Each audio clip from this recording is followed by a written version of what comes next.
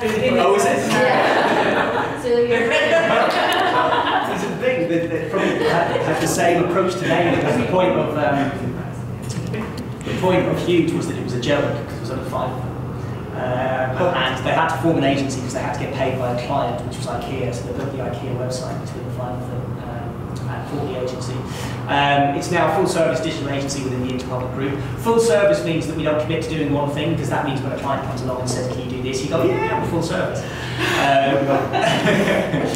We've got actually more than 550 employees. When about 3 years ago, there was an office in Brooklyn, and that was it. And now we've got Brooklyn, Portland, San Francisco, Rio de Janeiro, Brasilia opened up, mostly to do tech, London, Istanbul, and Singapore. And I'm hoping Berlin. Hong Kong? Not Hong Kong? No, we have Singapore will probably be our Chinese office. It's not easy, actually, China.